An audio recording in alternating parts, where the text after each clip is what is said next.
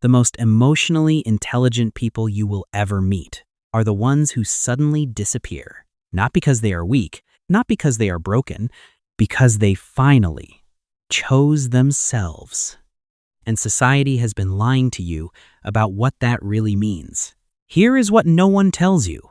The person who walks away without a single word of explanation, they are not cold. They are not selfish. They have simply run out of tears to cry over someone who never noticed them falling apart. Have you ever reached a point where you just went quiet? Where you stopped explaining yourself, stopped answering calls, stopped fighting for something that was slowly draining every part of you? If that's you, this video is for you. Today, we are going inside the psychology of people who cut everyone off. The real science behind why they do it, why it is one of the most psychologically advanced things a human being can do, and why the world completely misunderstands them. Before we dive in, drop a comment right now. Have you ever cut someone off completely and never looked back? Or are you somewhere in the middle, wondering if it is okay to let go? This is a safe space. Tell me your story below. Most people think the door slam happens in a single moment of anger. It does not. Psychologists call it the door slam. It is when someone completely and permanently closes the door on a person in their life. No drama, no final fight, no goodbye. Just silence. And here is what they never tell you. The person who does this has been grieving for months, sometimes years, before they ever leave. They played out every conversation in their head. They gave second chances. They gave third chances. They sat with pain they never even shared out loud. By the time they actually walk away, they are not leaving out of anger. They are leaving from a place of deep, aching exhaustion. There is a specific kind of person who is most known for this. The deeply empathetic introvert. Someone who feels everything but processes it alone. They will hold on longer than almost anyone. They will absorb the hurt quietly. They will convince themselves things will change.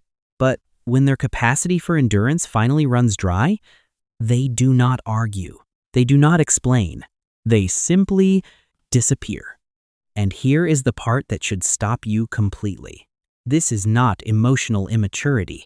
This is the nervous system protecting itself. Because staying in a relationship where your empathy is used against you is not loyalty. It is slow self-destruction. Science has proven that being repeatedly criticized, dismissed, or emotionally punished by someone close to you causes real, measurable damage to your body, elevated stress hormones, weakened immunity, higher risk of heart disease, even autoimmune conditions. The door slam is not dramatic. It is survival. That overwhelming sense of peace after you finally walked away. That was not you imagining things. That was your body, healing in real time. Here is what actually happens inside you. Every single interaction with someone who belittles you, dismisses you, or keeps you off balance triggers a flood of cortisol, your body's primary stress hormone. Not just emotionally. Physically, your body registers that person as a threat. And over months and years, that constant activation of your stress response wears you down. Researchers call it your allostatic load. Think of it like a battery that never gets to fully recharge. Now, here is the part that might surprise you. Your nervous system does not know the difference between a lion chasing you and a phone call from someone who makes you feel small. The fear response is exactly the same. So when you went no contact, your nervous system finally exhaled. The relief you felt was not just emotional. Your cortisol levels dropped. Your body began to step out of survival mode, possibly for the first time in years. The fogginess started to lift.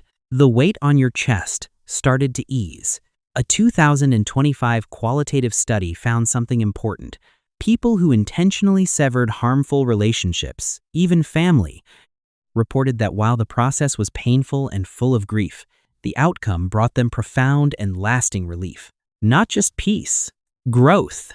Like someone who finally leaves a suffocating marriage. The goodbye was devastating, but the life that followed was theirs again. Society will call you cold. Society will call you dramatic. Society will say you are the problem. But here's what the psychology actually says. The person who cuts someone off is rarely the one who gave up too easily. They are almost always the one who tried the hardest, for the longest, in the most one-sided dynamic imaginable. The myth says cutting people off is a trend for emotionally fragile people. The research says it is a last resort. It happens after boundaries have been set and ignored, after counseling has been tried, after quiet, private suffering that no one ever witnessed. The myth says family is family. Blood is thicker than water.